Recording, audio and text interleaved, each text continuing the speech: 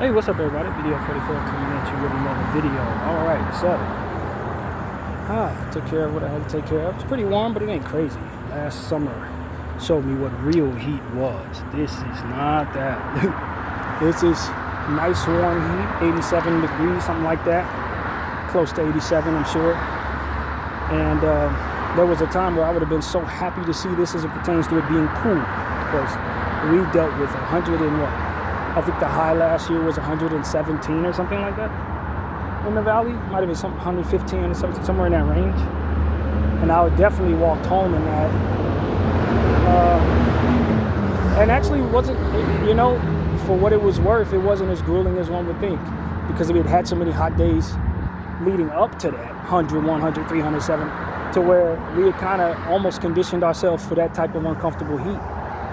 So it wasn't like that was just one day and it just got that hot at random. It was a process we were baking in for days at a time. But I'd imagine the heat is going to be that hot again this year. I don't think it's been as raining as much as this year as it was last year. No, I would say it hasn't been, but there's still a lot of time left. There's still a lot of time left before we exit that season. We just got 2 days of this heat, today and tomorrow. Then we're back down to the mid 70s. So it's gonna be fun. But yeah, man, I made a nice long video. A lot of my videos been longer lately. I don't really know why that is. A lot of my videos, Laker videos, everything's been longer. I don't imagine that everybody has time to just watch me talk all day long, but I don't do things the way that I think a lot of people would say is successful, would be successful for me as it pertains to views and stuff like that. Y'all know that. I don't care, bro. I appreciate everybody who checks me out, don't get me wrong, but most of the stuff is here for the future, not the present. It really ain't here for that. I trust that the Most High will take care of all of those things that a lot of people are trying to hold on to and control of. I don't really care about it. I make it a point to discard of a lot of that on purpose, as to display that I don't care about that. It's deliberate in a lot of cases. I think it puts me in a position to have supreme leverage with my voice.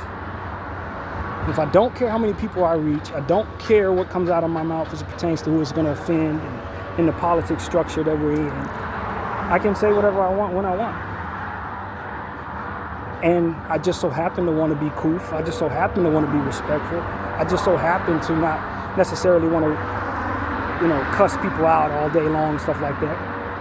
Because my mother did a fantastic job of raising me to be a naturally respectful person. So this is what I choose to do with the freedom of my voice. And that's what I want people to understand. I reserve the right to literally say whatever I want to say. What I want to say is stuff that I probably won't be shunned for most of the time. What I want to say is a bunch of stuff that I think will help people and uplift people and put them in a position to see their own value and, learn from mistakes that I've made as a person. That's what I want to do. A lot of people, when they have the freedom to do what they want to do, they show their backside, they cuss people out, they do all types of clout chasing, they just go around just offending people, because that's the freedom that ultimately, that's how they define how to use their freedom, is doing things that they're not allowed to do, or things that would ultimately be shunned because they look at what I can do. You can't do this, so this is why I'm doing it. That's not what I choose to do with my freedom.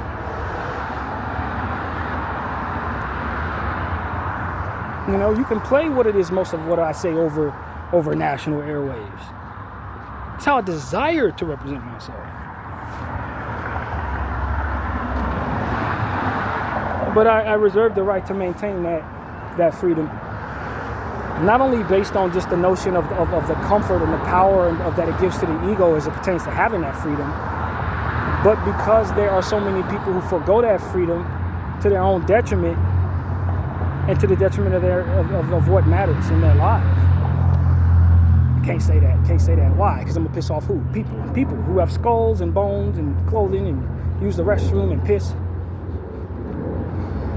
And I'm supposed to respect their leverage over me like they're some type of god? Just like what? Yeah, you're going to piss them off. This is what we were talking about in our last video. How it was just like so taboo in regards to a conversation that Wack 100 was having with other people, for Kanye West to get up here and use his freedom and what he chooses to do to more or less minimize the pain of people who have built a whole legacy off of minimalizing other people's pain, more or less. Then furthermore, pushing pain off onto other people and terrorizing people and all different other stuff the Zionists have been doing. That's what Kanye is basically saying, yo, I'm going to take all of the different things that hurt your feelings and I'm going to minimalize them just like you minimalize me and my people. That's what Wack 100 was saying Kanye's doing. And then furthermore, Kanye is so wrong for doing that because of the politics of the situation and because of how powerful the people are who's doing it too. Now, and like I said, that's correct. That is exactly what it is. But that don't mean that I'm gonna care. Like, I'm not gonna respect it. It requires me to respect it so that it be. If all of us stop respecting it, what they gonna do? You know, sit there and take it just like we did. Literally. You know, sit there and take it.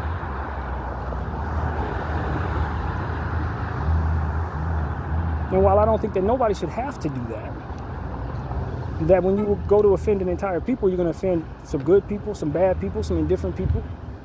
You're not just targeting whoever you see in your head, which is why I don't blanket my opinions like that. I don't generalize people because I don't perceive people the full way that I need to.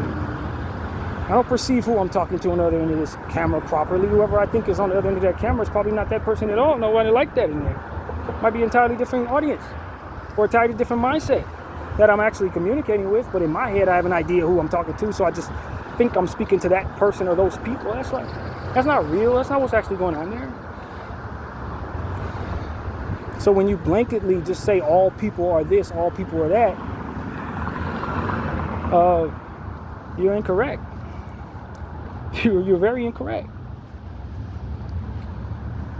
But just the same, when you start talking about the ideology of certain structures for which within their spaces of control, they force said ideology onto their people, then it becomes a bit more accurate when you start generalizing them. It's not fully accurate, but you're going to see less likely people who are willing to go against that for which is being forced upon them with the threat of jail time or bodily harm or hurt to their family or what have you. That ideology is going to be in place because it's forced. People don't have the freedom to be able to outwardly think or feel the way they otherwise would, not for the presence of that for which is forced upon them. Bad things happen to those people. Those people get erased in a lot of cases. So when you start talking about those people, you understand that those generalizations that come with this are forced into being true more than not. But if you're not talking about that type of situation, then when you generalize, chances are you're going to be incorporating some people in there that it's not fair for you to do so in regards to, or it's not accurate or whatever, how it goes. Not everybody over there likes this. Not everybody over there does that. Not everybody over here, etc. People are people. Unless have ideologies forced upon them with the threat of bodily harm, then everybody's a certain way. Uniformed a certain way. As to which you don't know how people really feel, but you definitely know how they're going to present themselves because they don't really have much of a choice. And a lot of those people want nothing more than the freedom to think and feel and express the way they would like to. But that they don't have that, it's what it is, what it is. I said all that to say, and I never speak for all black people, and I never speak for all people from Los Angeles, or any group that I otherwise identify with, all straight people, whatever. I don't perceive the entire fullness of this community, whatever set of communities, properly. I ain't never had a conversation with all those people. I ain't never had a chance to look at each and every one of them in the eye and see how they really feel about something, or dig into their mind in some impossible osmosis to be able to tell you what's truly in there. I don't know.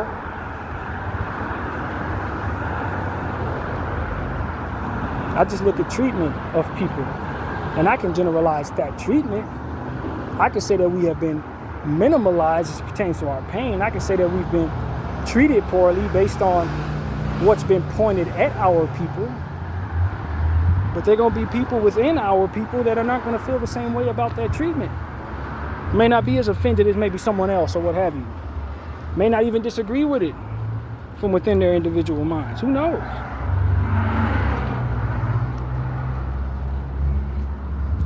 I think at the end of the day, we just want to be treated better.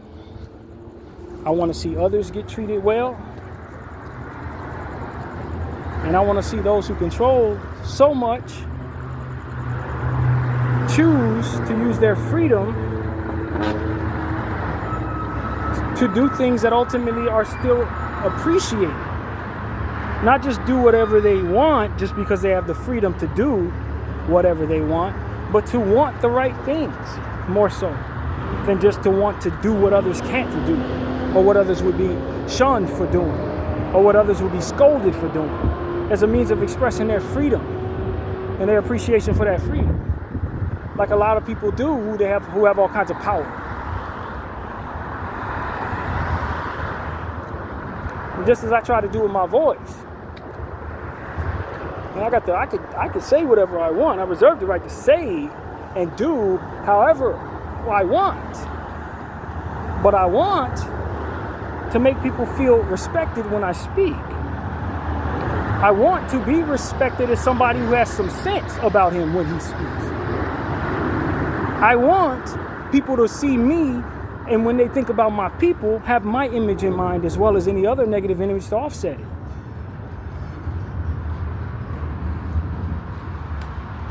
I want to hold myself accountable for doing things to people that otherwise they won't appreciate, or furthermore, that allows them to feel like they've been mistreated or been treated unfairly or been provided certain imbalances. That's what I want to do. I want to please God with my freedom. Because even if I reserve freedom, I'm at the mercy of his freedom to do whatever he wants or to take that freedom from me. And that adherence to a living God is ultimately what keeps me accountable in the presence of my freedom to do or say whatever I choose. To still know that that freedom can be taken from me is something that keeps you in line if you are smart enough to let it. And that's what a lot of people who have all the power in the world often don't do. They don't allow that for which is above them, keep them in line within the freedom that they have to impose that freedom over other people who don't have freedom. They can treat them people however they want because they don't adhere to something that can treat them however it wants.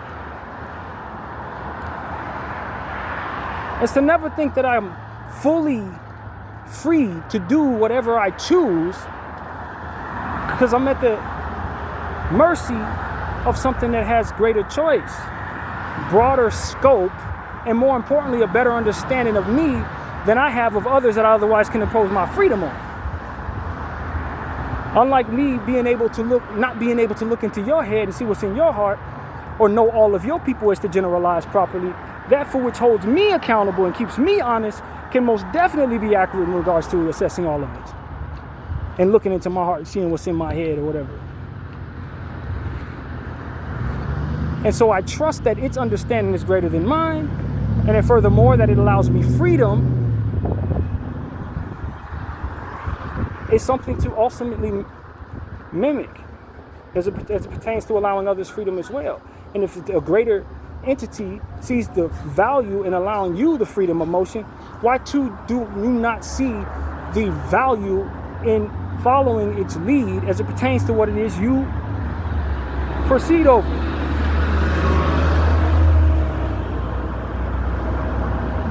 Its wisdom and its all-encompassing understanding, coupled with your understanding of such about itself, should help you understand why you should follow it down the path of what it is that you do. With the power that it has, it still sees the fruit in allowing you the freedom that you have.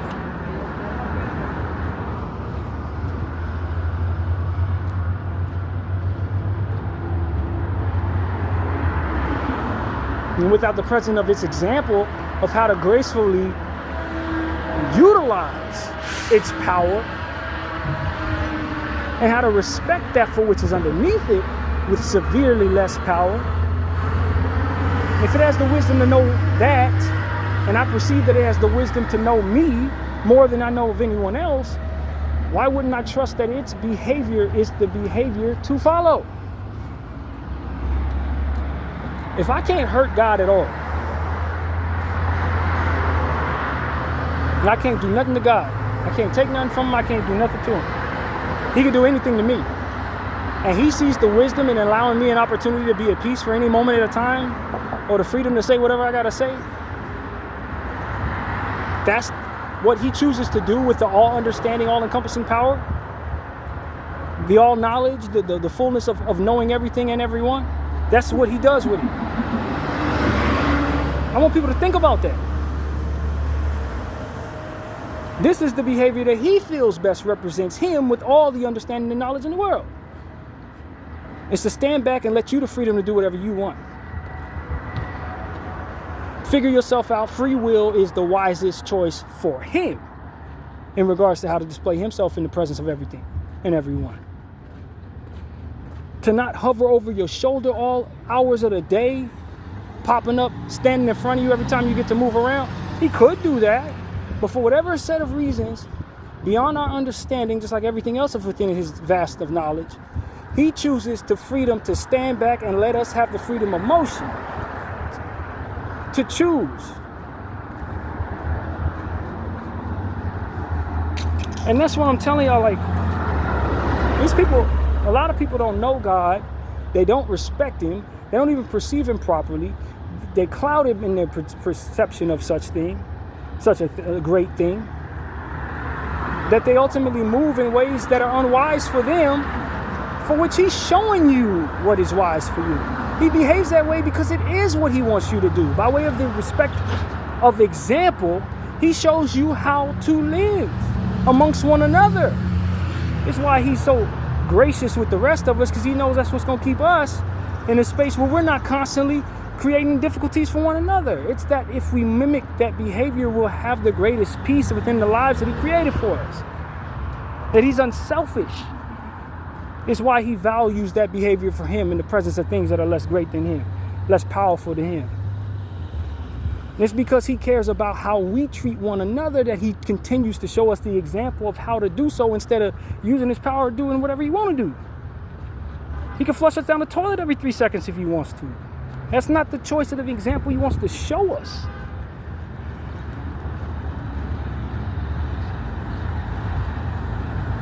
If he's in his selfish bag, he can do all types of stuff just because he has the freedom to do it and can't nobody stop him.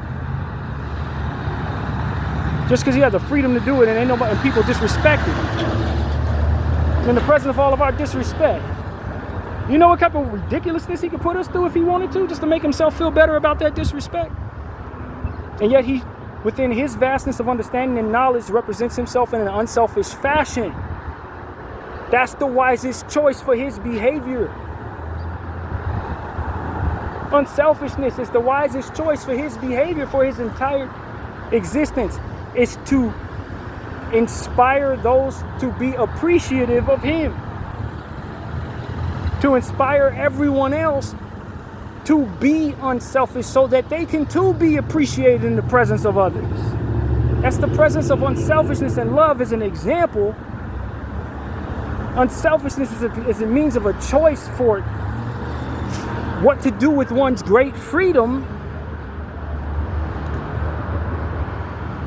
As a behavior as it pertains to how you behave when you know every dang thing and control every dang thing. This is the wisest choice for him. You know it's the wisest choice for us.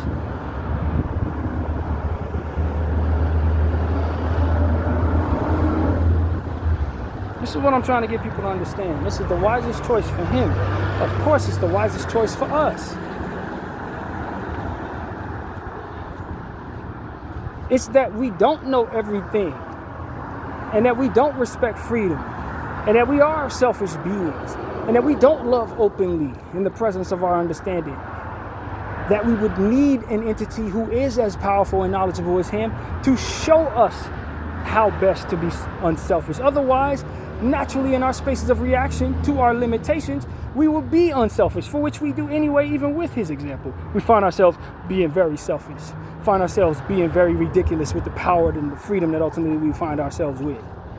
As to which we don't end up having respected along with it. We don't end up deserving good things. We end up being shunned and hated instead of appreciated, loved, and devoted to. We end up finding ourselves in circumstances where the enemy's able to utilize us in ways that we can't do nothing about because of what it is that we ultimately welcome with our actions and behaviors. This is why his example is so important for all of us to mimic. Because if we follow his example, then we will be able to maneuver around the world in our limited spaces, welcoming that appreciation and that devotion, that safety and that help and the support that comes.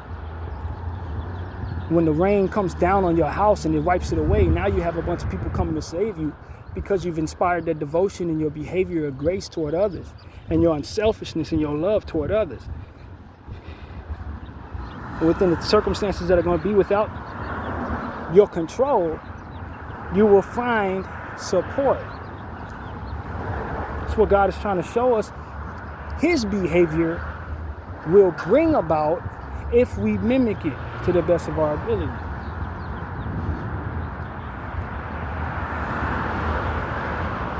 And this is why I'm trying to help people understand what it is I've come to understand myself. It is our unselfishness, our willingness to share, our willingness to still desire to be respectful in the presence of all the freedom in the world, or not be if we want to be. To be graceful and allow people choices and respect their feelings, respect their trauma, not exalt ourselves above them, even if we're in a position from which to do so with so much. The Lord example shows us what's wisest to behave when you have that going on.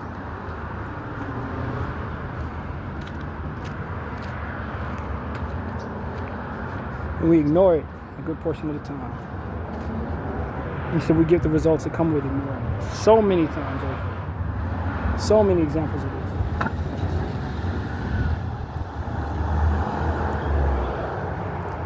I want people to understand what it is I'm saying. I believe it's for our betterment. But it's not just because I've seen an example in God, but because I've seen it in others who mimic God with that example. People who try their very best to be respectful of other people's pain, be respectful of other people's desperation, be respectful of other people's feelings or whatever. I've seen what that looks like when done correctly and how that inspires devotion, inspires loyalty, inspires appreciation,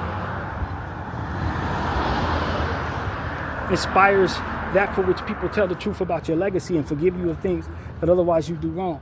It is what inspires the love that so many of the most powerful demand. The reverence that they demand. They know not how to inspire it.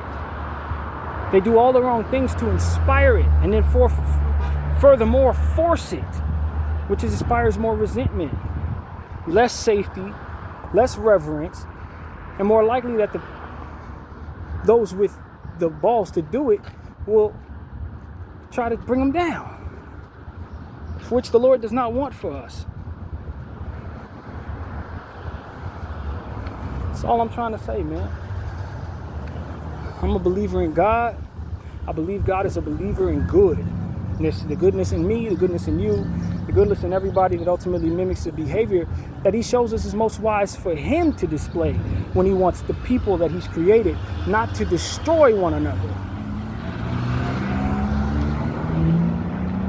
in the name of themselves, but to exalt him because it's the wisest behavior, to respect one another and love one another because it's the wisest behavior, to not only keep ourselves safe, but to inspire devotion and appreciation in one another, and furthermore be an example to others who will watch us behave that way and receive the best of grace because of it, how to go about living their lives in a way that ultimately does that same thing.